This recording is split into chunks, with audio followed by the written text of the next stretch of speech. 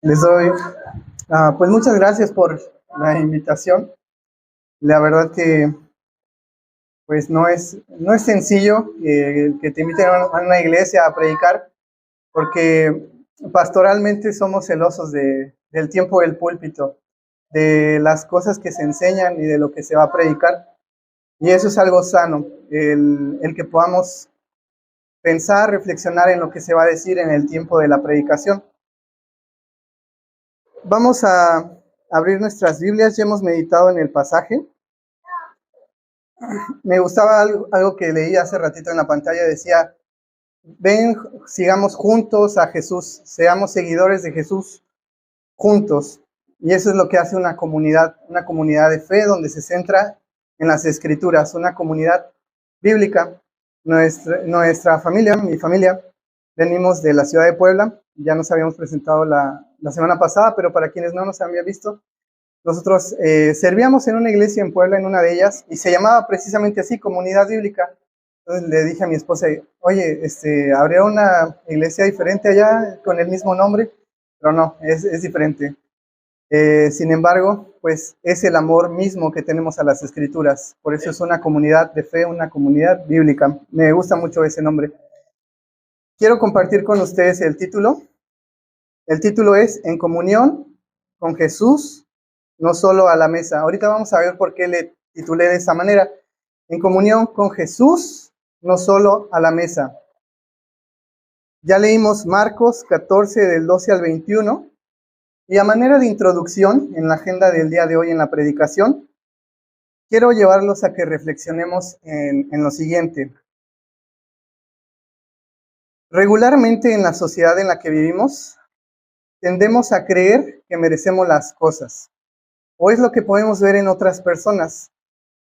Donde caminamos, donde pisamos, creemos que merecemos estar ahí, porque creemos que lo hemos ganado, porque luchamos por lo que queremos, porque nos sentimos dignos de participar en algo, por nuestros logros, por lo que estudiamos, por lo que alcanzamos, por lo que soñamos. Incluso queremos ser tratados por cómo lucimos. No sé si han escuchado esta frase que dice, como te ven, te tratan. Como te veo, te voy a tratar. ¿No? Eso es algo duro. Como me veo, me van a tratar.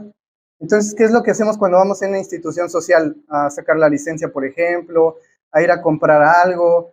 ¿Qué es lo que hacemos? Nos vestimos de manera que nos traten bien. Y lo más feo es cuando vemos a alguien y lo tratamos por cómo se ve. A mí me pasa, soy médico en el consultorio. No digo que yo lo haga, sino que antes lo hacía. Pero cuando yo veía a alguien bien vestido, decía, si no lo trato bien, se va a quejar. Entonces lo voy a tratar muy bien. Y eso es un error. Si yo veo a alguien que veo que tal vez no exija sus derechos, digo, pues lo voy a tratar como sea. Y eso es algo erróneo. Pensar que como nos vemos, debemos de tratarnos. No sé si lo han notado, que hay una serie de egoísmo colectivo en la sociedad. Cada quien ve por su propio bien, de guardar las apariencias, de incluso abstenernos de no dar un saludo por miedo a lo que te contesten en la calle. Una vez me dijeron cuando iba caminando con un amigo en la calle, ten dignidad. Y lo que llevó a que me dijeran esto es porque yo saludé a alguien en la tarde, le dije, hola, buenas tardes. Y esta persona no me contestó el saludo. Y mi amigo me dijo, ten dignidad, no saludes en la calle porque no te van a contestar. Mejor abstente de saludar. Y me quedé reflexionando sobre ello. Y esto parece que es algo común en la sociedad, que no devolvamos un saludo porque vamos a perder algo, como si fuera una amabilidad que no merecemos, que no merece la otra persona. Entonces, porque a quien saludé en esa ocasión les decía no me devolvió saludo, entonces ¿cuántos de ustedes creen que lo que acabo de decir es verdad? ¿Qué es lo que más abunda en la sociedad? ¿Cuántos creen de ustedes que debemos de guardar las apariencias? Que no debemos de saludar o de ser amables. Incluso ahorita por lo que pasó de COVID, ya no saludábamos a las personas y usábamos el cubrebocas y antes decíamos salud, que en tiempos antiguos es Dios te bendiga. Y ahora escuchamos estornudar a alguien y nos da miedo, ¿no? Porque obviamente pues podía transmitirse un contagio, ¿no? Pero se quedó en mejor no saludo, no digo nada, no interacciono con las personas, estoy bien como estoy, guardemos las apariencias, no preocupémonos por los demás. Incluso en este pequeño, sencillo acto de decir salud. Y como nos vemos, seremos tratados. Sí debemos de cuidar cómo nos vestimos, debemos de ver a las personas cómo debemos de alimentarnos, cómo de pasar tiempo, pero todo esto debe ser alimentado por la palabra de Dios. El cómo vestirnos, el cómo saludar, el cómo dirigirnos con los demás, en cómo ser amables, debe de ser nutrido por pasar tiempo con el Señor. Sabemos tratar a los demás como Él quiere que los tratemos cuando pasamos tiempo en su palabra. Para eso debemos de examinarnos y velar por la unidad, no solo de la sociedad, sino del núcleo de la sociedad. ¿Cuántos creen que el núcleo de la sociedad es la familia? Es la iglesia. Y Jesús lo reestructura dando a conocer a una comunidad de personas a través de la creencia en la fe para que la unidad básica de la sociedad sea gente comprometida con el evangelio de enseñar cómo se debe de vivir, no por orgullo, no por vanidad, sino porque es algo en comunión con Jesús. Y ahorita vamos a ver por qué digo esto. Así que cuando alguien tiene una enfermedad, ¿cómo sabemos que esa persona tiene una enfermedad? Es una pregunta todavía a manera de introducción. ¿Cómo sabemos que alguien tiene COVID o que tiene dengue? Los síntomas y una prueba confirmatoria. Tiene fiebre, no mejora, hay náuseas, hay dolor, los ojos están de una manera, la piel se ve diferente, le das medicamento, no mejora, y dices, parece dengue. No es, ya algunos de ustedes saben diagnosticar enfermedades, dicen, tiene esto, voy al médico, pero para que me dé el tratamiento. ¿Y qué es lo que hace falta cuando vamos a un laboratorio? Que se confirme el diagnóstico.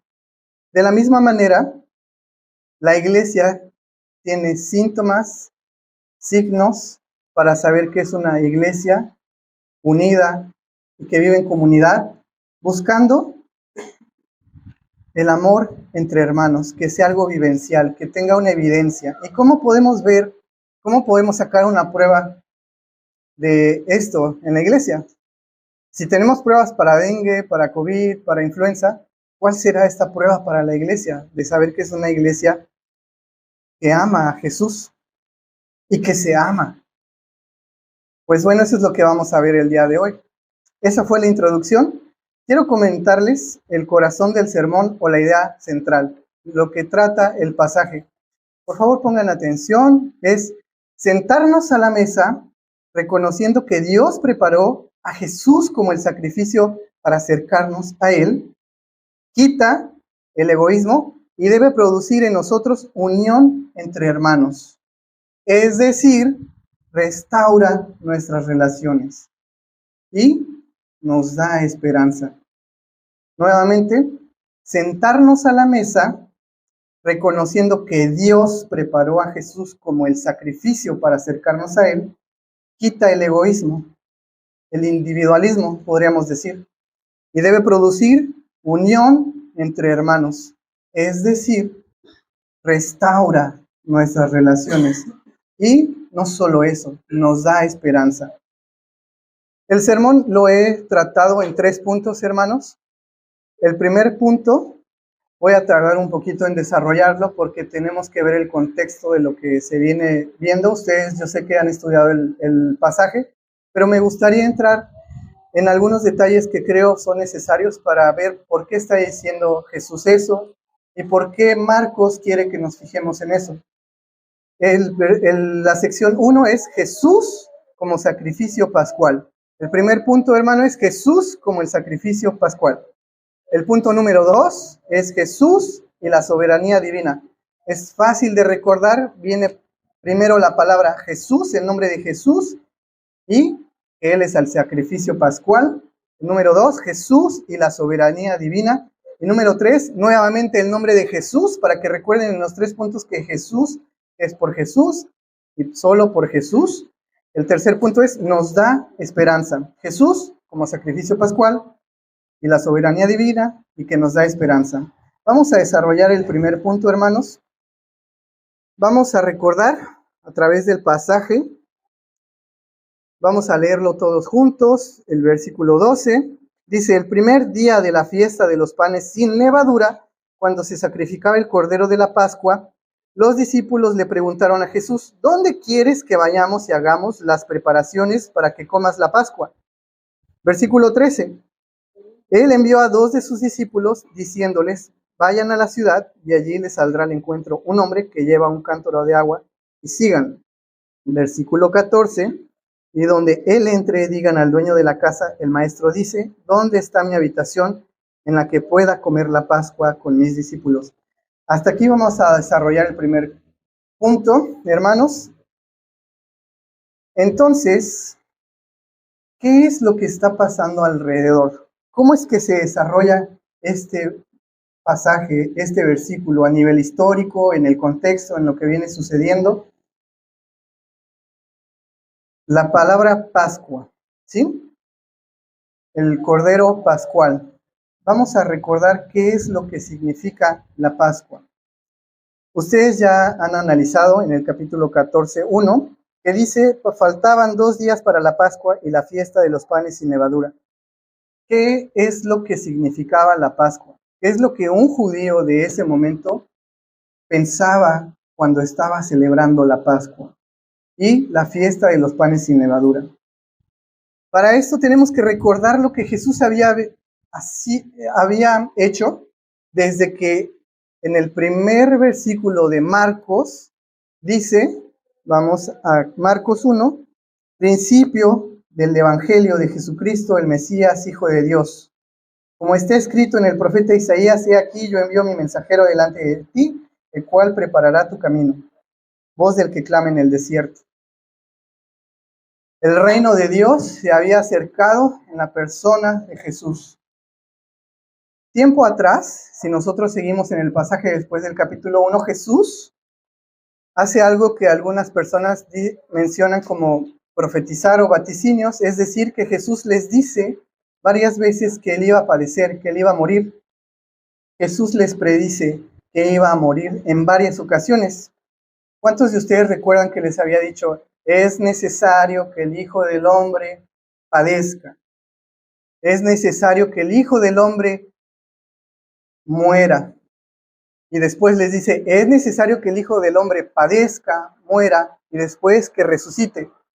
Pero podemos ver, al momento que nosotros vamos leyendo la Escritura, que ellos no lo podían ver a ciencia cierta, no era algo que podían creer de una manera fácil. Nosotros que ahora tenemos toda la revelación y podemos leer la historia de corrido, incluso hasta en 30, 1 hora, si nosotros lo leemos todo Marcos, podemos ver el desenlace de la historia, cómo padeció el Señor Jesús. Pero es necesario que nosotros recordemos que ellos tenían una mente, Marcos dice, embotada. Es decir, que no podían ver bien lo que Jesús les estaba diciendo. No podían ver qué significaba que iba a sufrir. De hecho, recordemos que para ellos el regreso del Mesías, la esperanza del Mesías era de alguien triunfante, de alguien que incluso iba a ir en un caballo, en un jinete, en un caballo blanco, con una espada ondeándola, liberándolos de la opresión en la cual estaban. ¿Quién estaba dominando su situación política en ese momento? Los romanos. Entonces, ¿eran libres? ¿Y qué es lo que estaban esperando en el Mesías? Ser liberados. Nosotros, como en nuestro actual México, ¿qué es lo que esperamos en nuestras condiciones de vida? Un mejor salario, mejores prestaciones. Incluso escuchaba a alguien que decía quitar el ICDR, que es casi un impuesto sobre el trabajo, y muchas cosas que podrían sonar polémicas que se hablen en la iglesia, ¿no? Pero en ese momento las personas estaban viviendo cosas reales que atentaban sobre su libertad política y religiosa. La manera en que ellos hablaban de Dios y de lo que creían estaba siendo supervisada. Entonces, Jesús les tiene que recordar nuevamente de una de las maneras más asombrosas de la historia. Quiero decirles, hermanos, a manera de paréntesis, que para mí fue difícil preparar esto porque cuando predicamos, vemos la historia, el desarrollo, el pasaje, en el tiempo histórico en el que sucedía, pero al leer sobre la vida de Jesús en la tierra, es algo hermoso ver cómo Dios se humanó en la persona de Jesús, de manera que podamos pensar que cuando le preguntaban, muéstranos al Padre, y Él les decía, si tienes comunión conmigo, puedes conocer al Padre.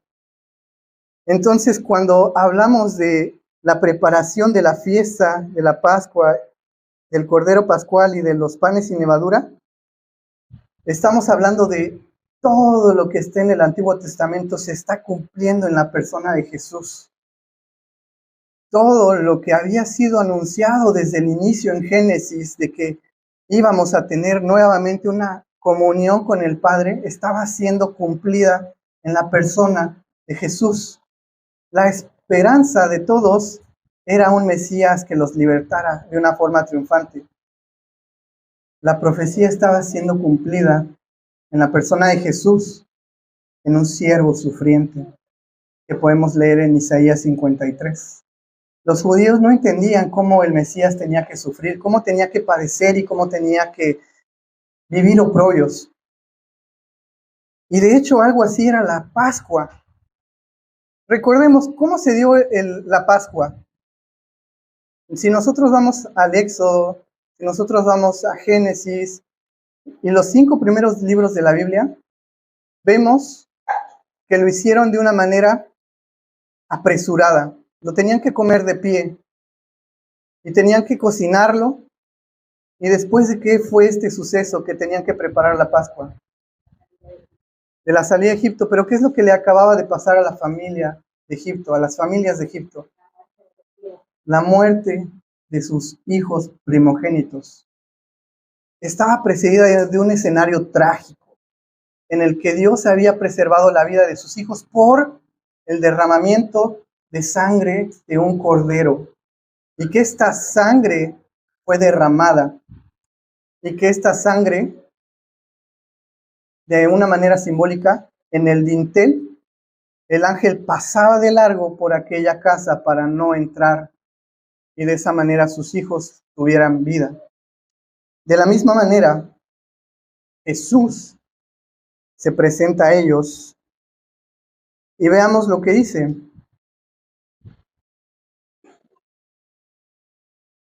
Hermanos, hasta este punto lo que quiero resaltar es que Jesús ya había notificado que moriría y que padecería.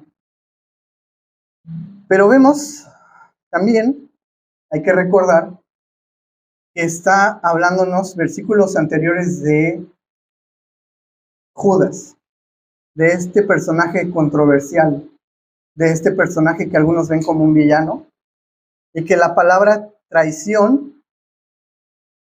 va ligada a este nombre.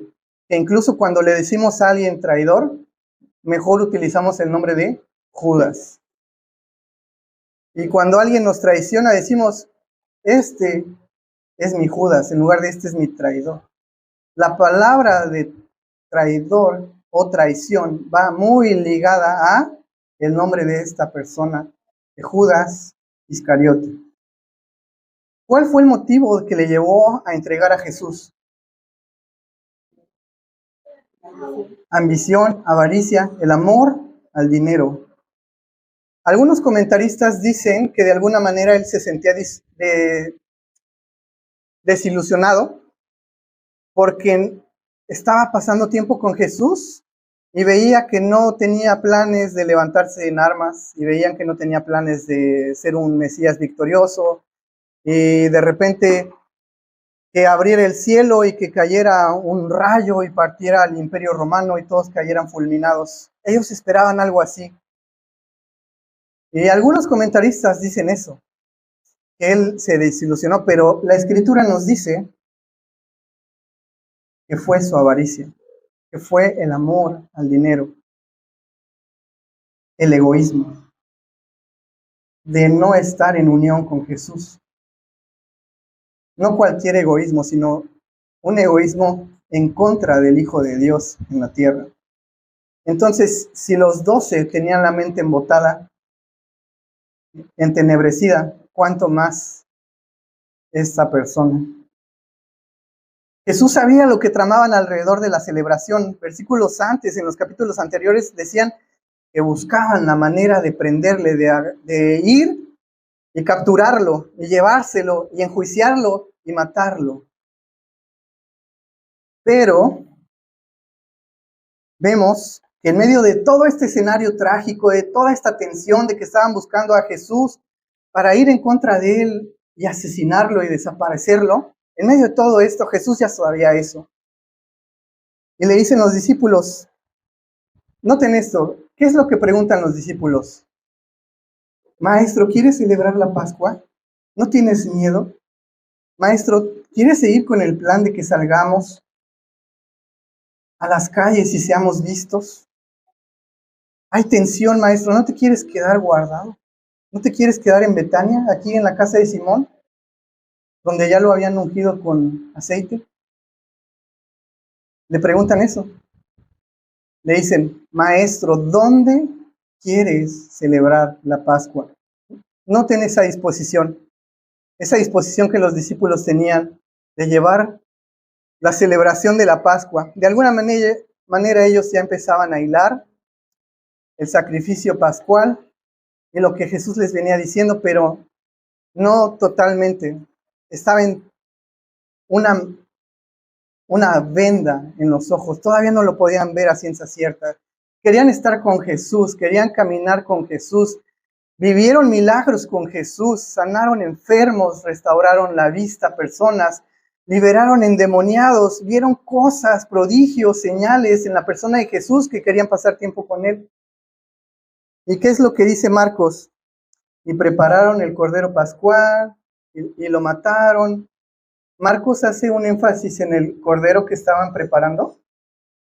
Díganme ustedes, en los versículos que hemos leído, ¿se da lujo de detalle describir cómo mataron el cordero, dónde lo prepararon, si lo llevaron al templo? De la misma manera, ¿recuerdan cuando Jesús alimentó a los 5,000 en territorio judío? De la misma manera que alimentó a los 4,000 en territorio gentil. Y los discípulos que le decían, maestro, ¿dónde está el pan? ¿Quieres que gastemos el salario de un año para que gastemos en el pan para alimentar a toda esta gente? No entendían que Él era el dador de vida, que Él era el pan del cielo. De la misma manera, Él era el cordero pascual, que no necesitaba un cordero esa cena. Pudieron haberse sentado a la mesa con Jesús y reflexionar en Él. Pero sí hubo un cordero pascual. Llevaron esa cena. Pero lo que Marcos nos está queriendo decir acá es que Jesús es el cordero pascual. Jesús es el sacrificio que satisfizo la ira de Dios para que tú y yo tuviéramos entrada al Padre por medio de la sangre de Jesús. Nos liberó de la esclavitud, del yugo, del pecado, así como liberó al pueblo de Israel de la esclavitud en Egipto. 400 años. Y tenían que salir rápido. ¿Y cuántos de nosotros salimos rápido del pecado? ¿Nos gusta el pecado? Es como, más si es algo que te causa placer. Nos preparamos y nos alistamos para ir al encuentro de Jesús y salir rápido. Muchas gracias, hermano. Gracias. Díganme ustedes, ¿es fácil salir del pecado? Necesitamos un Salvador que nos quite la venda de los ojos y nos muestre que donde estamos es una porquería, que donde estamos no es nada bueno. La Pascua era un recordatorio nacional de identidad judía. Ahora, el Cordero Pascual se había anunciado tiempo atrás. La relación con Dios se había roto de la misma manera como las relaciones humanas también se habían distanciado. Un efecto de estar alejados de Dios es vernos alejados de nosotros mismos en la sociedad, y peor aún, dentro de la iglesia. Estar alejados de Dios y de reconocer el sacrificio, como les decía, sentarnos a la mesa, es decir, en la congregación pasar tiempo juntos, reconociendo que Dios preparó a Jesús como el sacrificio para acercarnos, debe de quitar el egoísmo, hermanos, y debe producir unión entre nosotros, y debe de restaurar nuestras relaciones. Conocer que el sacrificio en Jesús nos limpia de pecado. Ahora, ¿cómo podemos restaurar nuestras relaciones? ¿Cómo podemos restaurar nuestra relación entre hermano, padre, hijos, hermanos, suegros, amigos de trabajo? En general, ¿cómo podemos restaurar las relaciones si ya vimos que no es fácil reconocerlo? Necesitamos el conocimiento de Cristo y que Él nos abra los ojos para no solo estar bien con el Padre, porque la relación con Dios es horizontal. Así como decimos que amamos al Padre, se refleja si nos amamos unos a otros. Quiero leerles, o si alguien lo tiene, 1 Corintios 5, del 7 al 11, que lo pueda leer de una manera clara, audible para todos, por favor. Y también si tú lo buscas y puedes meditar en él. 1 Corintios 5, 7 al 11. Sí, por favor. Limpie la levadura vieja para que sea masa nueva, así como lo son en realidad sin levadura, porque aún Cristo, nuestra Pascua, ha sido sacrificado. Por tanto, celebremos la fiesta no con levadura vieja ni con la levadura de malicia y maldad, sino con panes sin levadura de sinceridad y de verdad. En mi carta les escribí que no anduvieran en compañía de personas inmorales. No me refiero a la gente inmoral de este mundo o a los codiciosos y estafadores o a los idólatras, porque entonces tendrían ustedes que salirse del mundo, sino que en efecto les escribí que no anduvieran en compañía de ninguno que, llamándose hermano, es una persona inmoral o avaro o idólatra o difamador o borracho o estafador. Con esa persona ni siquiera coman. Gracias. El versículo 12, pues, ¿por qué he de juzgar yo a los de afuera? ¿No juzgan ustedes a los que están dentro de la iglesia?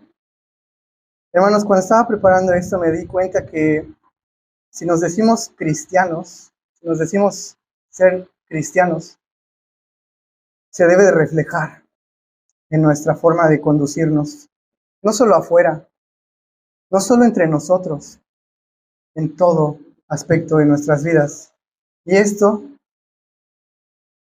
la levadura, si ustedes leen en Marcos, la levadura, ¿qué es lo que significa?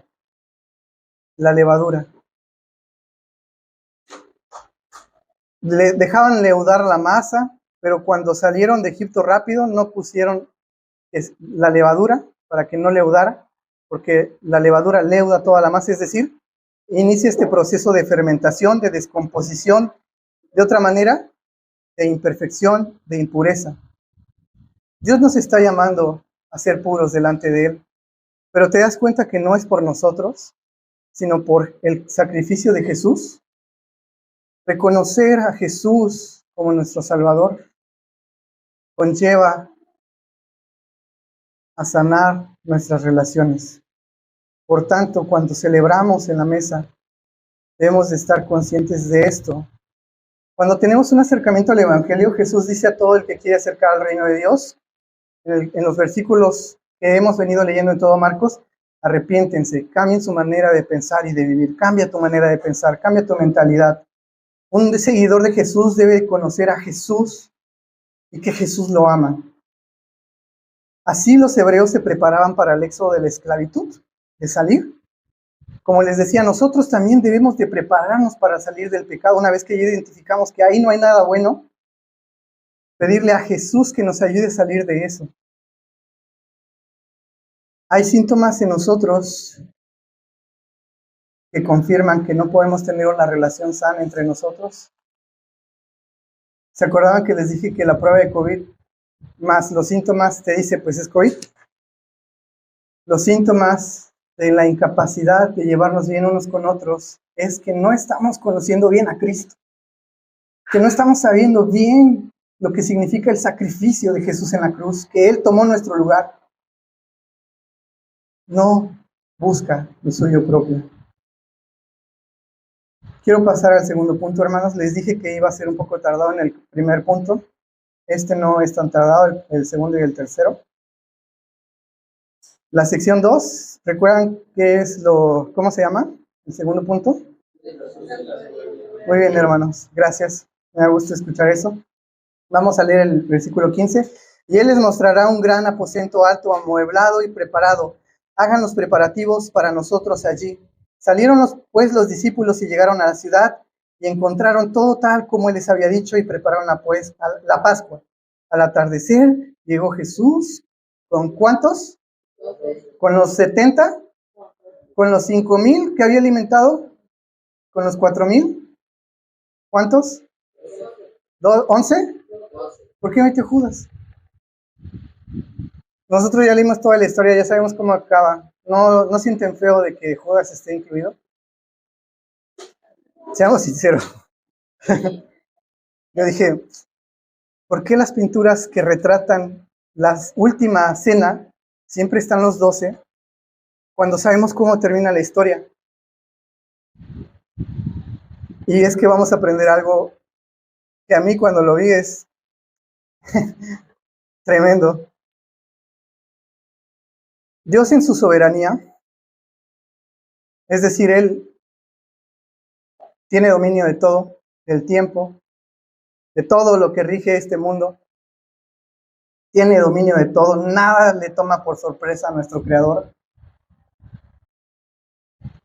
Les dije que era difícil por esto, porque en este preciso tiempo Dios dispuso al Cordero Pascual en esta época, en este momento, con ese idioma, con esas dificultades políticas, con las necesidades que tenían.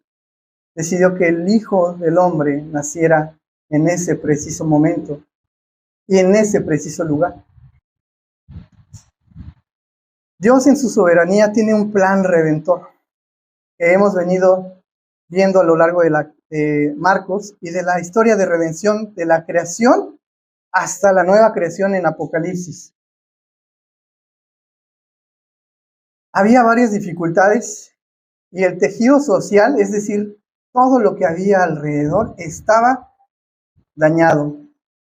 Había grupos que se querían sublevar contra el gobierno y decir, unámonos contra el Imperio Romano, salgamos de esto, necesitamos un líder que nos ayude a salir victoriosos, hagámosle la guerra a Roma y seamos libres. Para Dios, ¿qué era más importante, la libertad de un imperio o la libertad del problema del pecado que tenemos tú y yo?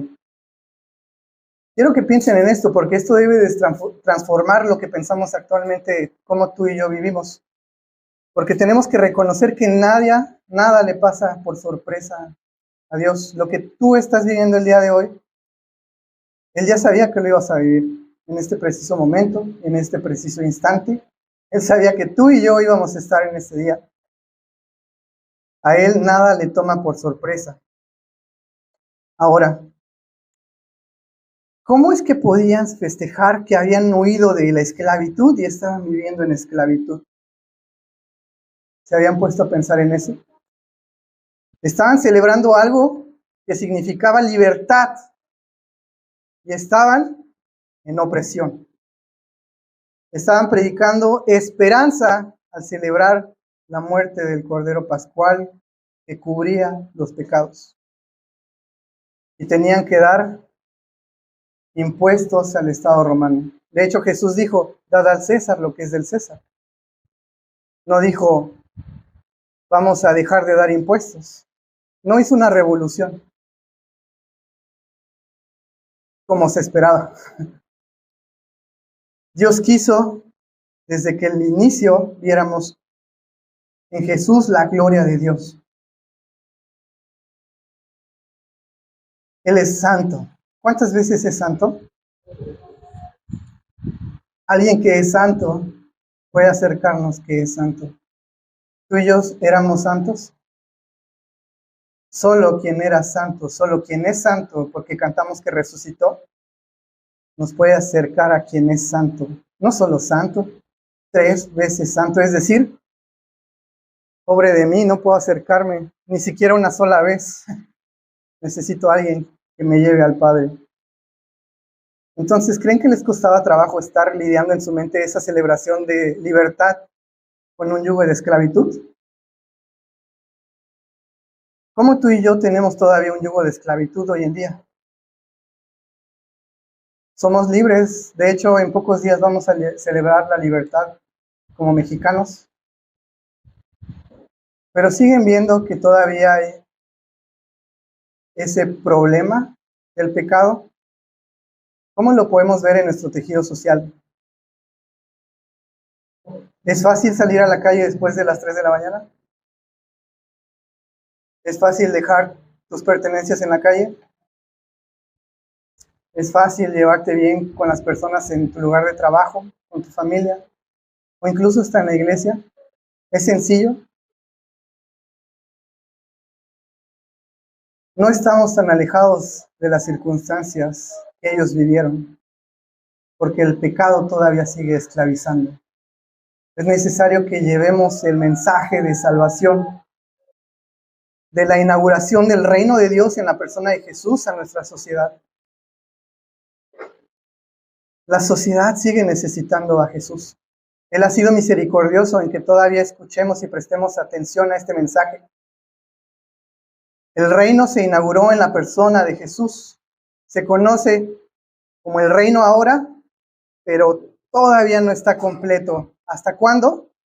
De hecho, lo vamos a ver en la predicación siguiente, cuando se hace el partimiento del pan, se bebe la copa, porque Jesús menciona que Él va a regresar. Pero solo el autor del plan de redención puede llevar a cabo su ejecución total en la Pascua.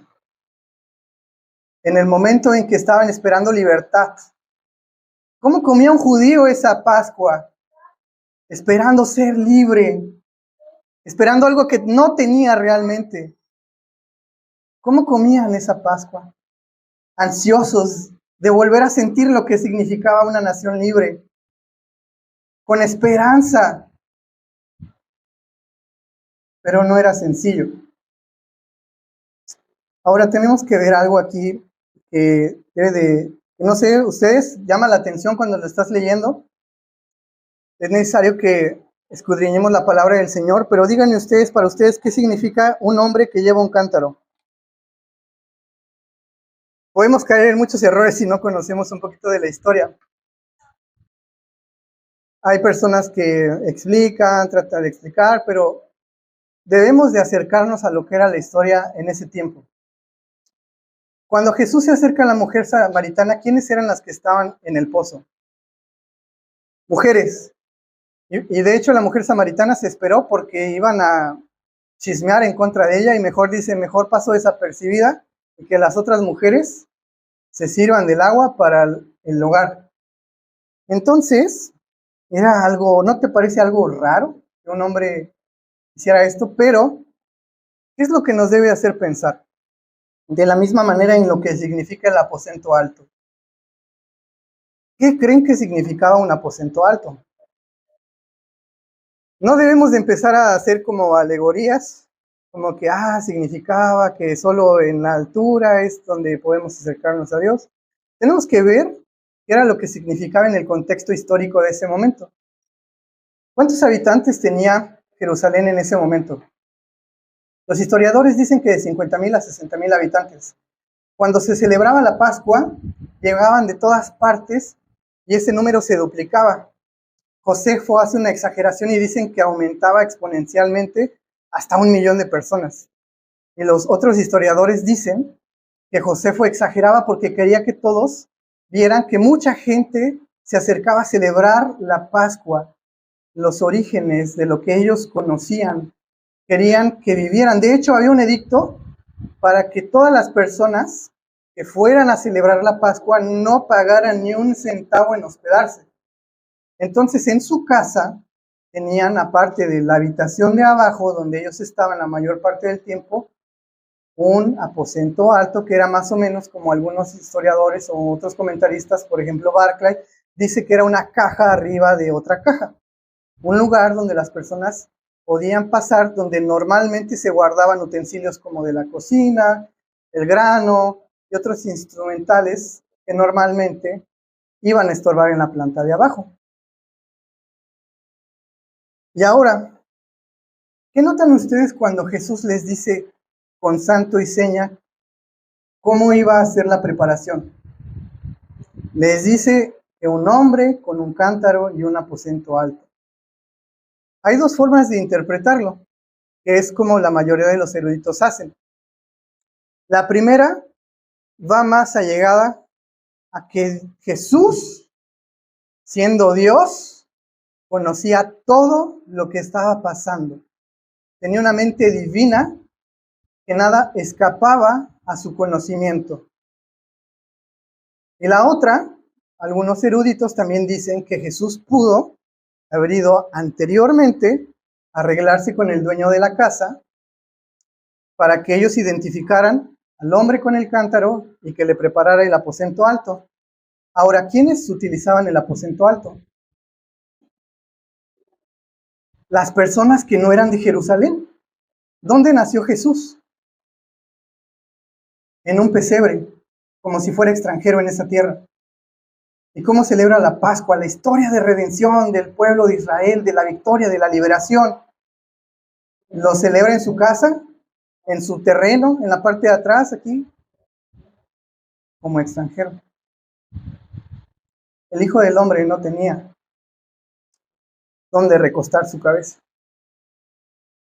Y esto es algo increíble porque ellos estaban esperando a un redentor que viniera de una manera muy aguerrida y Él les enseña a vivir de una manera muy humilde, de una manera muy sencilla.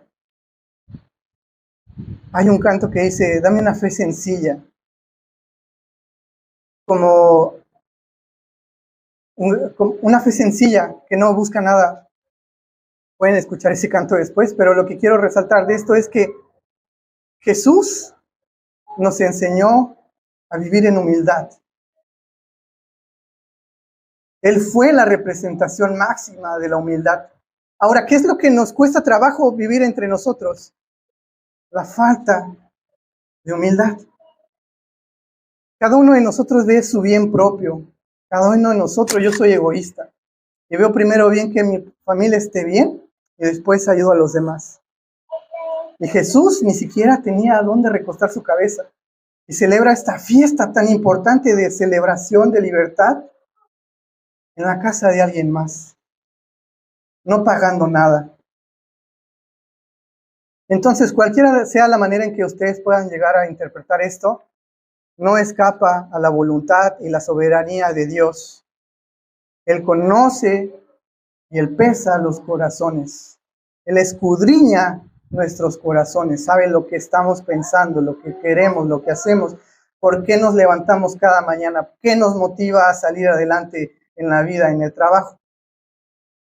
Si nosotros hacemos esa reflexión a la luz de esto, debería de cambiar la manera en la que tú y yo vivimos y tomamos nuestras decisiones. Porque Jesús no vio por un terreno, por una casa. ¿Esto es malo? No. Pero ¿por qué lo hacemos? Para que otros conozcan esta historia de salvación y de libertad y que en Él hay una esperanza de vida. ¿O porque simplemente estoy acaparando, estoy siendo codicioso y no estoy siendo generoso? ¿Cómo podemos hacer que Chetumal mejore? Que nuestra iglesia mejore, que nuestras relaciones mejoren. Siendo humildes y llevando el evangelio, la persona de Jesús a donde vives, a donde trabajas, a donde te ven. La historia a lo largo ha corrompido esto, pensando que uno es cristiano adentro y cuando sale, veo por mi bien propio. Alguien dijo una vez, no recuerdo ahora quién fue, pero cuando tú vives con Cristo, los vecinos se van a enterar. Cuando tú sigues a Cristo, los demás lo van a notar. Entonces, ¿a cuántos reúne Jesús? ¿A los 5,000? ¿4,000? ¿Por qué eligió 12? Es lo que se preguntan muchos. ¿Por qué eligió 12 discípulos? Por las tribus de Israel. ¿Qué es lo que significaban las 12 tribus de Israel? Los hijos de la promesa. Que íbamos a ser benditos a través de las generaciones de quien Dios había elegido. En Jesús se cumple toda esta historia de redención. Jesús trayendo redención, salvación al pueblo de Israel y a gentiles, a personas que no eran del pueblo. ¿Qué significa aún más esto de 12? Un círculo cercano, un círculo íntimo, un círculo, entre conocidos. Hay intimidad. Se conoce al Maestro, han pasado tiempo con Jesús, saben quién es Jesús, lo que es capaz de hacer. Él conoce a cada uno de sus discípulos y les decía, ¿por qué metió a Judas entonces? ¿Por qué lo deja participar de esta historia? Si tiempo adelante vamos a ver que es la última vez que Jesús está en un lugar cerrado, en una casa, en un lugar, en un establecimiento, de una forma libre, porque después es arrestado. Después está en otros lugares, en otras instalaciones, en otra estructura, edificio, pero como prisionero. Y a pesar de eso, Jesús no huye. A pesar de eso, Jesús no le quita la oportunidad a Judas de escuchar esto, que ahorita vamos a ver en el siguiente punto. Pero, ¿cómo es posible que alguien que está a punto de ser entregado esté tan tranquilo? ¿Cuántos de ustedes han escuchado? Tiene un carácter fuerte. Le dices, ¿por qué tiene un carácter fuerte? Porque cuando se enoja, habrías de ver, se enoja, es muy fuerte lo que hace. A la luz de la Escritura, en los frutos del Espíritu Santo, ¿qué es un carácter fuerte? El que tiene dominio propio. Si alguien nos enseñó qué es dominio propio, un temple, ese es Jesús, que estaba a punto de ser entregado. Y a su traidor, a la persona que lo iba a traicionar, le da la oportunidad de reivindicarse a la comunidad que él estaba formando, a la comunidad de fe, en la que todos tenemos que buscar la unidad. Si algo trae Jesús es unidad y no división. Y si alguien enseñó cómo es un carácter digno de ver y de seguir y de reproducirlo en nosotros, ese es Jesús, el temple de acero, el carácter, el dominio propio, no un carácter fuerte que se ve como, mira, ahí viene, pórtate bien, no digas nada, se va a sentir. O de la contraparte, ya dijo algo, me voy a dar por ofendido, me voy a hacer como que me lastimó para que se sienta mal y de alguna manera vea que tenemos que estar disgustados. Jesús, ¿qué hizo? Se hizo el sentido y le dijo, entre ustedes hay un traidor. Levántate, Judas, a ver, ¿qué van a hacer, Pedro? ¿Qué es lo que hace después? Corta la oreja de alguien. Jesús pudo haber incitado a que lo sacaran de ahí, que lo echaran. Hizo eso. ¿Qué es lo que dice los versículos adelante? Al atardecer llegó Jesús con los 12 discípulos y estando sentados a la mesa, comiendo, sentados a la mesa. Todos somos partícipes, somos invitados a participar de esta comunión con Jesús. Ahora, si 12 discípulos, entre ellos no podían saber quién era el traidor, que ahorita vamos a ver, ¿cuánto más ahora que la iglesia de Cristo está creciendo en número, no puede haber personas así? ¿Tenemos que identificarlas? Jesús no se da la tarea de identificarlos. Jesús se da la tarea de darles una oportunidad de reivindicarse. Ahora, vamos a ver 1 de Pedro 3:8, se los voy a leer, pongan atención. En conclusión, sean todos de un mismo sentir, compasivos, fraternales, misericordiosos y de espíritu humilde, no devolviendo mal por mal o insulto por insulto, sino más bien bendiciendo, porque fueron llamados con el propósito de heredar bendición, porque desea la vida, porque el que desea la vida, amar y ver días buenos, refrene su lengua del mal y sus labios no hablen engaño.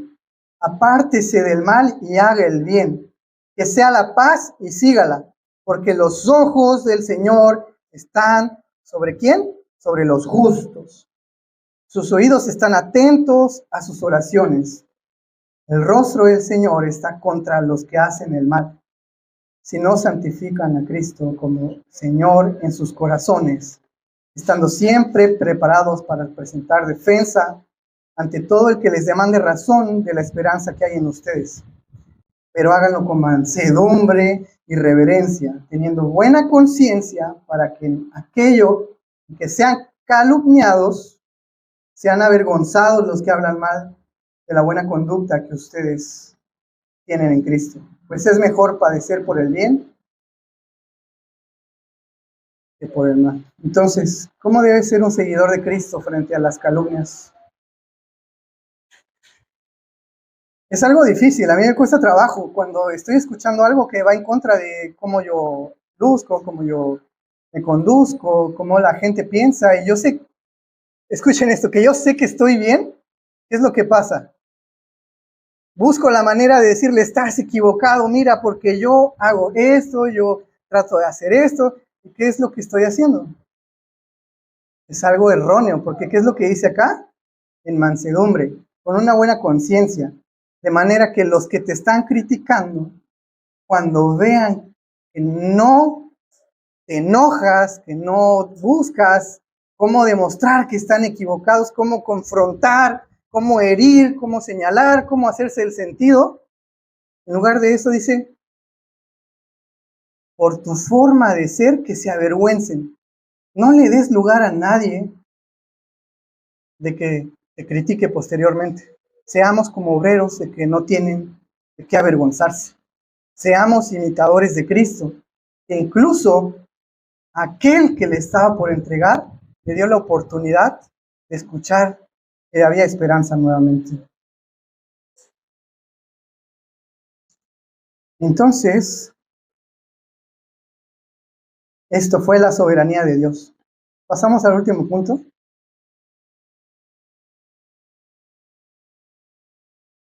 El último punto, Jesús nos da esperanza.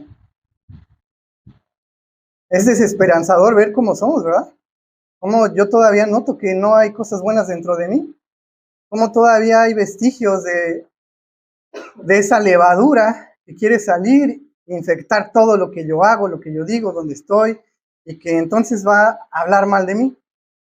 Pero, afortunadamente, Jesús nos da esperanza. Versículo 18, y estando sentados a la mesa comiendo, Jesús les dijo, en verdad les digo que uno de ustedes me entregará el que come conmigo. Ellos comenzaron a entristecerse y decir uno por uno, ¿acaso soy yo? Es uno de los 12, le respondió, el que moja el pan en el mismo plato que yo. Porque el Hijo del Hombre se va tal y como está escrito de él. Pero ay de aquel hombre por quien el Hijo del Hombre es entregado. Mejor le fuera a ese hombre no haber nacido. ¡Qué fuerte! ¡Qué fuerte!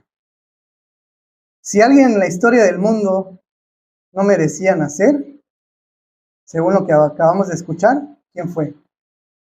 el que cumplió esta profecía. Porque él estaba escuchando. Él ya había pactado con quienes querían capturar a Jesús por 30 monedas de plata, el precio de un esclavo. Otros comentaristas dicen el precio de una esclava, de una mujer, o sea, menospreciando la vida de Jesús. Judas estaban menospreciando.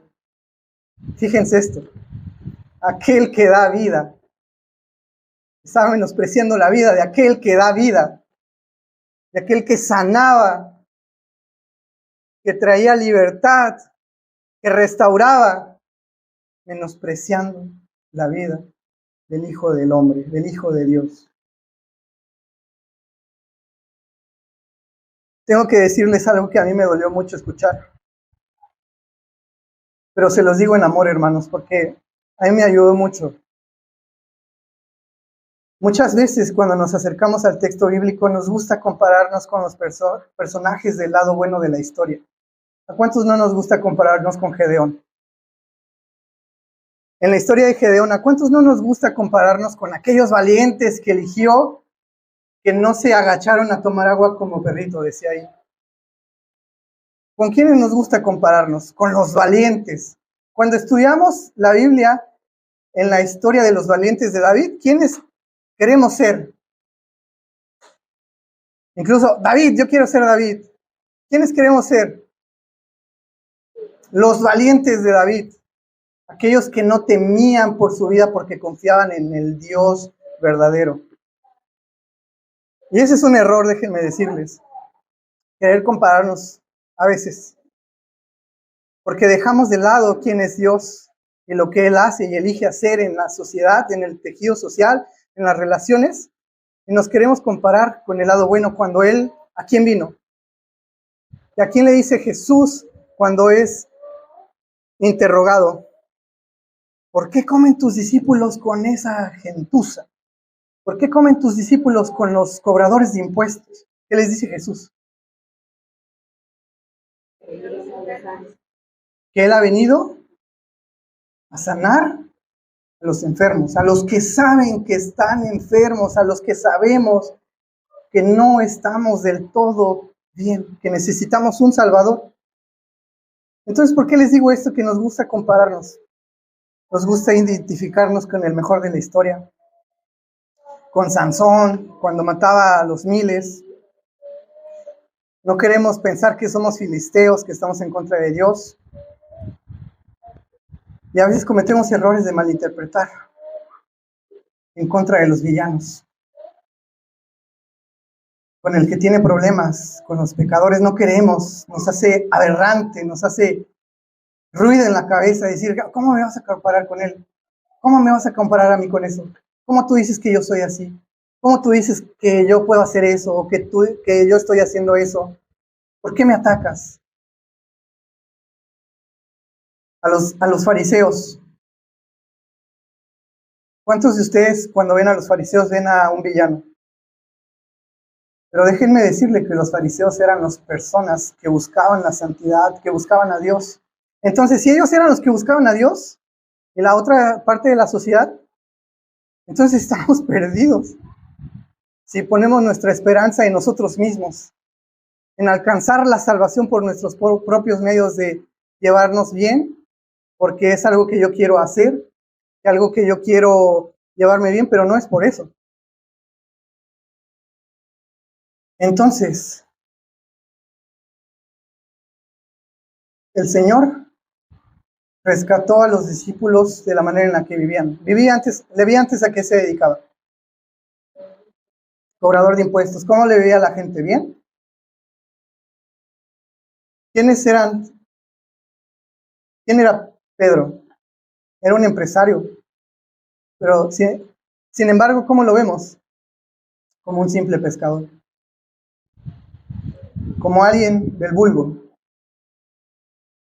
Y sí, ¿saben? Los discípulos eran personas que primero querían formarse en el conocimiento de la palabra de Dios y alcanzar el título de rabí.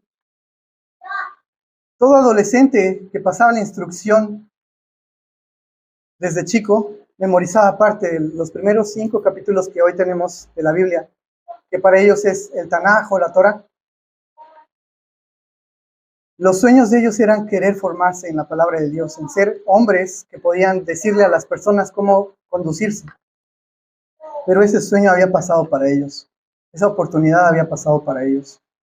Jesús las reivindica de la sociedad, les da un nuevo sentido a su vida, los cambia y les enseña cómo se debe de vivir, cómo se debe de amar a las personas, cómo se debe de restaurar la sociedad, cómo se sana un enfermo, cómo se libera un endemoniado que está bajo el yugo de Satanás.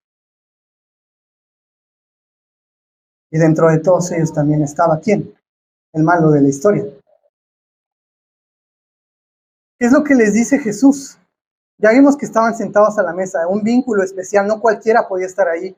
No eligió a los 70 que también lo seguían, no eligió a los 5,000 que ya habían escuchado la predicación. Elige a los 12 que desde el inicio les empezó a enseñar cómo vivir.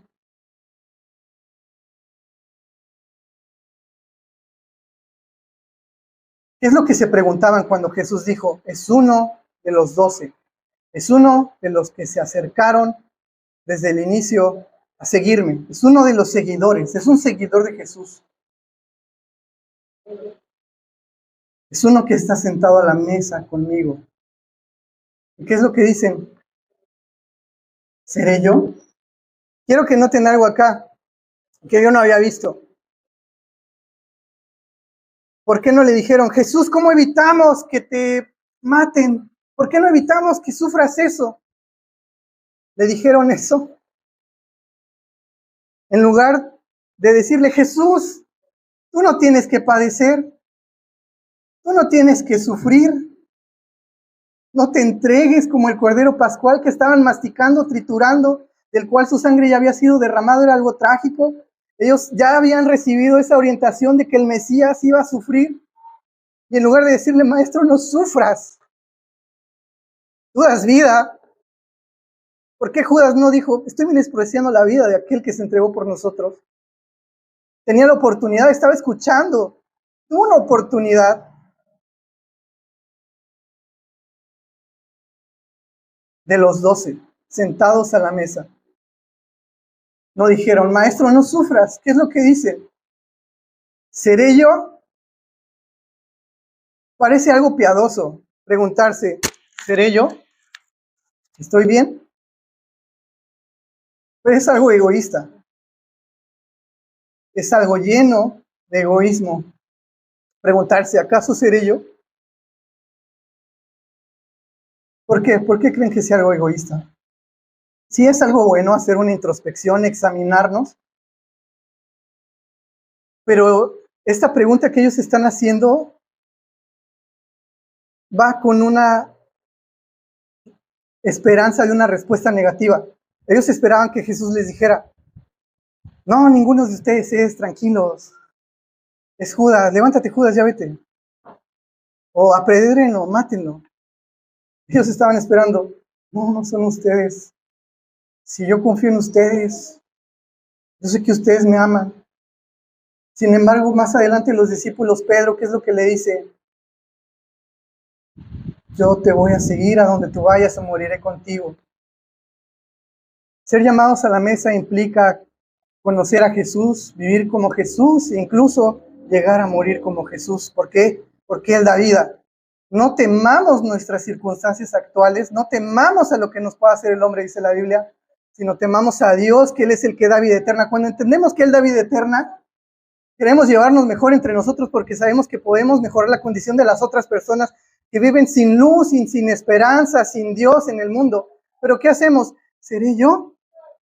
¿Estoy bien yo?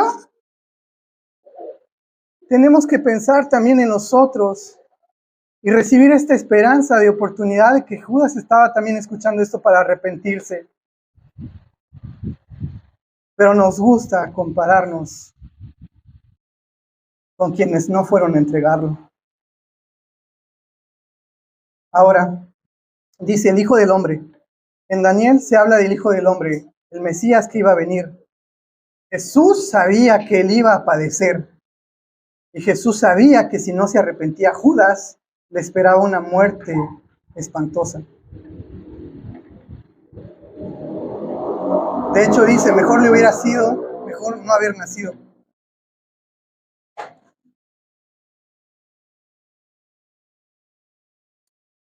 Ahora,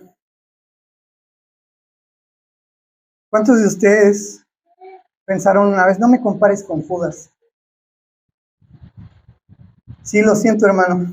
Cuando yo entendí esto, también me sentí mal y me sentí indignado pensar que, ¿por qué yo tenía que compararme con Judas? No es sencillo estudiar al Hijo del Hombre en la tierra cuando queremos seguirlo y dedicar nuestra vida a Él, porque conlleva a negarnos a nosotros mismos, a nuestros intereses, a poner lo más importante de lo que realmente lo importa. Dice, el reino de Dios se ha acercado. Y dice en Mateo 5, 6, buscad primeramente el reino de Dios y su justicia. Y nos gusta esperar que lo demás va a ser comodidades y todas las demás cosas serán añadidas. Jesús estaba a punto de sufrir. Si nuestro maestro está a punto de sufrir, dice, en el mundo tendréis aflicción, pero espera, yo he vencido al mundo. Él no nos rescató para vivir tranquilos, cómodos, con lujos. Si Él te ha dado eso y puedes bendecir a otros y ser generoso, qué bien. Pero no busques eso como la meta de vida. Él nos llama a vivir en unidad. Entonces yo les preguntaba al inicio, ¿cómo podemos saber que nuestra iglesia es sana?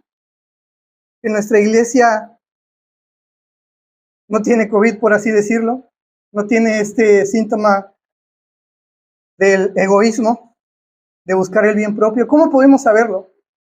Díganme ustedes hasta ahora. En esto conoceréis que son mis discípulos, si ustedes se aman. Conocer a Jesús, como les decía,